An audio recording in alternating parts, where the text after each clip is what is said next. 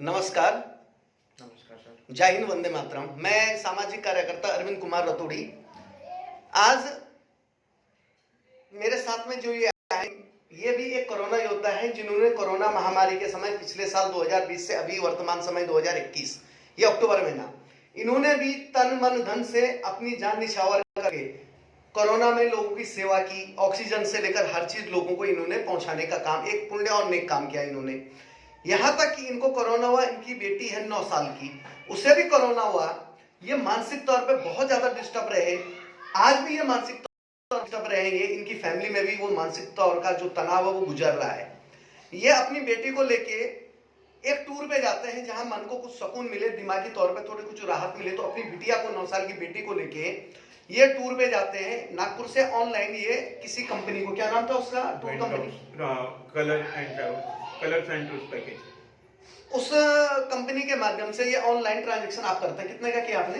मैंने किया है एडवांस देके 13,200 जो एडवांस था उनका।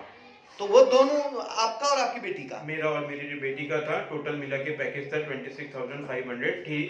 3 days 4 days 3 days 4 night.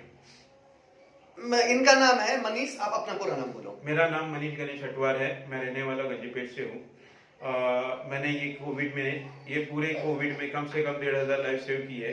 But मैंने कभी खुद को प्रेजेंट नहीं किया। इसका रीजन ये था कि मुझे लगा कि मैंने इतना काम किया है तो मैं अपने आप हिट हो जाऊंगा, बिकॉज ऑफ मैं पीछे रह गया और कुछ नहीं। आज इनका रोने का कारण, आज ये जो जिस दौर से गुजर रहे हैं, आज पारिवारिक तनाव इनके बीच में, मानसिक तनाव इनके बीच में और अकेला हुआ है, उसका सबसे बड़ा कारण हुआ है कि इनको आर्थिक तौर पे लूटा गया है। जब ये मनाली के लिए टूर के जाते हैं तो दिल्ली में इनको गाड़ी दी जाती है, कोई किरण चंदेल, उस कंपनी का कोई सर्वा किरण चंदेल, जिस कंपनी का फिर नाम आप video, colours tours and package, authorised on tourism. उस कंपनी का जो भी मैनेजमेंट है, मैनेजर है या जो बड़ा अधिकारी है या ओनर है, वो व्यक्ति जब इनको दिल्ली से ये स्विफ्ट गाड़ी में, डिजायर स्विफ्ट में पहुंचाते हैं, तो वो ड्राइवर बदतमीजी करता। 9 साल की बच्ची इनके साथ है। ड्राइवर का शायद आपको नाम पता नहीं है, योगी राज करके कोई ड्राइवर है। वो आदमी इतनी बदतमीजी करता है कि वो 9 साल की बच्ची के साथ ये परेशान होते हैं। ना वो एसी लगाता, ना वो कुछ लगाता। ये कहता है भैया तुम्हें एक्स्ट्रा पैसा चाहिए, अलग से पैसा, मैं पैसा देने को तैयार हूं, आप मुझे और मेरी बेटी को सलामत ले जाओ। लेकिन उस ड्राइवर योगी राज की बदतमीजी चालू रहती। तो ये उस कंपनी को, किरण को फोन करते हैं, चंदेल को, कि आप ड्राइवर को चेंज कर लो, मुझे दूसरा ड्राइवर चाहिए, नहीं तो पैकेज यहीं पे भी यही क्लोज कर दो, नहीं तो आप हमारा पैकेज क्लोज कर दो। उसके बाद ड्राइवर चेंज मिलता है इनको। शिमला दूसरे दिन मनाली पहुंचता हूँ मैं।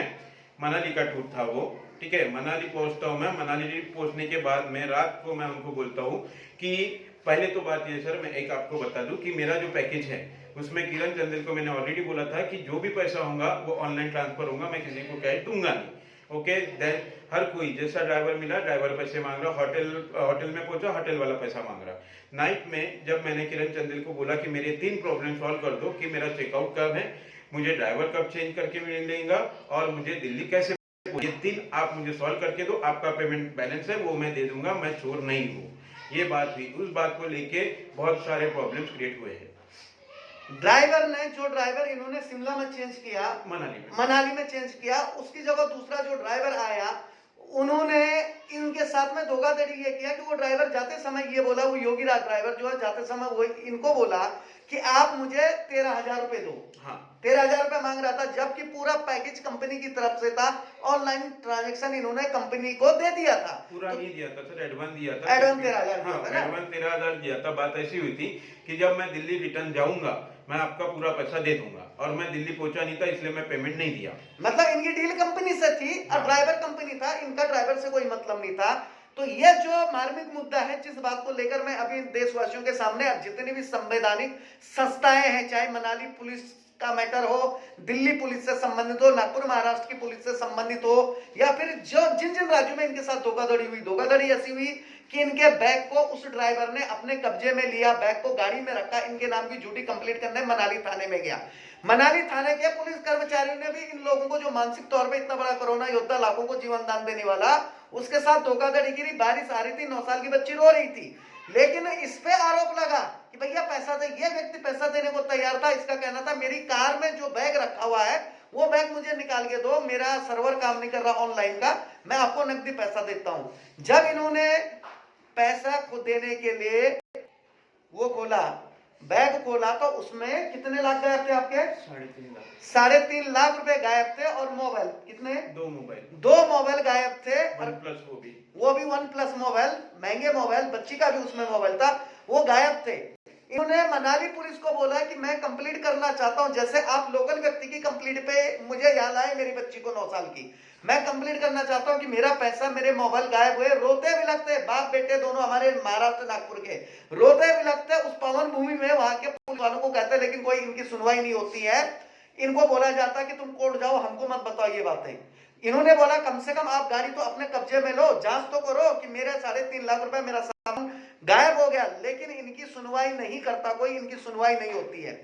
ये वापस दिल्ली आते हैं उसी हालत में, मानसिक तौर पे टूट के, आर्थिक तौर पे टूट के ये दिल्ली आते हैं। दिल्ली आने के बाद में जब ये वहां के किसी बड़े वकील से बात करते हैं, Vineet Chaudhary sir high court में है दिल्ली एडवोकेट, उनको मैंने ये कंप्लेंट दिया और फिर हमने इनको लीगल नोटिस भेजे हैं 8 अगस्त। कितनी तारीख को भेजा? 8 अगस्त को मैंने लीगल नोटिस भेजे हैं दिल्ली से। और जो घटना घटी ये बैग के और पैसों की चोरी की है, कितनी तारीख की बात है ये है 18 जुलाई 18 जुलाई 2021, ये 2021 को ये घटना घटी हुई है। और देखो तब से आज कितने महीने हो रहे हैं? अगस्त, सितंबर, अक्टूबर, 3 महीने हो गए। उस व्यक्ति की कोई सुनवाई नहीं हुई, जबकि किसी बड़े व्यक्ति का, नेता का, मंत्री का, संतरी का, उसके चेले का, चपाटे का, चमचे का, भक्त का 1 रुपया भी गायब हो गया। मंदिर मस्जिद के सामने एक भी चप्पल अगर गायब हो जाती है तो यकीन मानिए आपकी पूरे भारत की दैनिक संस्थाएं सर पे जूते चप्पल रखकर दौड़ने लगती उस काम के लिए। लेकिन एक आम आदमी जिसकी लूट दिल्ली से मनाली तक हुई, उसके लिए कोई तैयार नहीं। उसकी 9 साल की बेटी डिप्रेस, यहां तक कि इनकी पत्नी और इनके बीच में दरारें आने लगी मानसिक दौर से।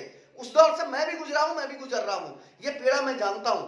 लेकिन मैं इस वीडियो के माध्यम से माननीय प्रधानमंत्री, माननीय हमारे गृह मंत्री, माननीय जितने भी संभावित मुख्यमंत्री हैं राज्यों के, उनसे, अपने नागपुर के माननीय कमिश्नर साहब से, अपने महाराष्ट्र के मुख्यमंत्री उद्धव ठाकरे साहब से हाथ जोड़ के विनती करता हूं, ये व्यक्ति टूट चुका है। कल के दिन ऐसा न हो कि ये परिवार कोई अनहोनी न कर बैठे।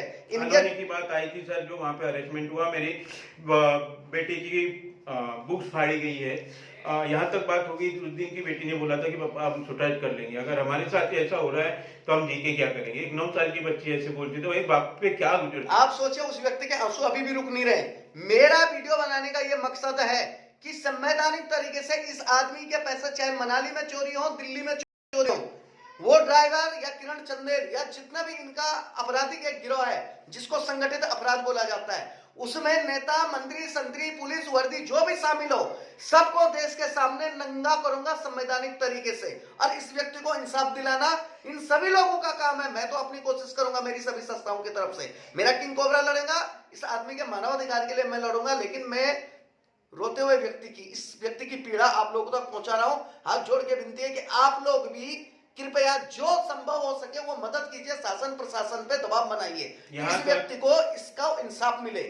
यहाँ तक जब मैं दिल्ली पहुंचा था तो मैंने अरविंद केजरीवाल सर का मैं फॉलोअर हूँ, मैंने उनको ये पूरी ट्वीट भी किया था कंप्लेंट, बट नो रिप्लाई। और मैं लड़ता था और मैं मार भी देता था, बस मेरी बेटी की जान मुझे बहुत प्यारी थी, इसलिए मैं पैसे का ना कुछ बोला ना कुछ किया, उसको सही सलामत घर पहुंचाया। आज ऐसी बात होती है कि जब भी बेटी रात को बोलती है, उसको बोलता हूँ कि बेटा ऑनलाइन क्लास कर दो, बोलती पापा मेरे तो बुक्स फाड़े हैं, मैं कैसे करूँ। उसकी माँ बोलती कि मैं क्यों आऊँ घर पे, हाँ मेरे बेटे को तो अकेले लेके गए थे ना, ये करने के लिए लेके गए थे, और मैं पुलिस वालों से लड़ रहा हूँ, वो कोई नहीं, सब हर कोई एक ही बात बोल रहा है कि इतने से केस के लिए आप हमारे पास क्यों आ रहे हो। अरे बताइए, एक मंत्री की भैंस चोरी हो जाती तो पूरे उत्तर प्रदेश के सुप्रिंटेंडेंट ऑफ पुलिस और पूरा असला लग जाता भैंसों को ढूंढने में। और हमारे महाराष्ट्र नागपुर का एक व्यक्ति 9 साल की बच्ची लेके जाता है, थाने के प्रांगण में उसकी पुस्तकें फाड़ी जाती हैं, उसको हरेसमेंट किया जाता, उसकी बेटी, उसकी मानसिक तौर पर तोड़ा जाता, 3.5 लाख रुपए से लूटा जाता। वो पैसा अभी कहाँ है वो पता नहीं, ना उसकी रिपोर्ट लिखी जाती है। तो ये कौन सा कानून है, कौन सा संविधान है, इसकी व्याख्या हमें भी पता होनी चाहिए। मैं तो लड़ूंगा, मैं रतूड़ी वादा करता इस परिवार से, मैं लड़ूंगा मैं इनके भी लिए, लड़ूंगा सर, आखिरी दम तक लड़ूंगा। मैं संवैधानिक तरीके से लड़ूंगा। लेकिन इस वीडियो के माध्यम से भारत सरकार के और सभी राज्यों की सरकारों को आगाह करना चाहूंगा कि कृपया आप लोग इस व्यक्ति की मानविकता को समझे, इसको इंसाफ दिलाए। 9 साल की जो बच्ची जो कहती कि पापा आत्महत्या करते हैं, बेटी पढ़ाना बेटी बचाना नारू में नहीं होना चाहिए, हकीकत में होना चाहिए। और आज अक्टूबर महीना है, ये आज अक्टूबर महीना, और मैं चाहता हूं कि जल्द से जल्द इस व्यक्ति को इंसाफ मिले। जय हिंद, वंदे मातरम। धन्यवाद।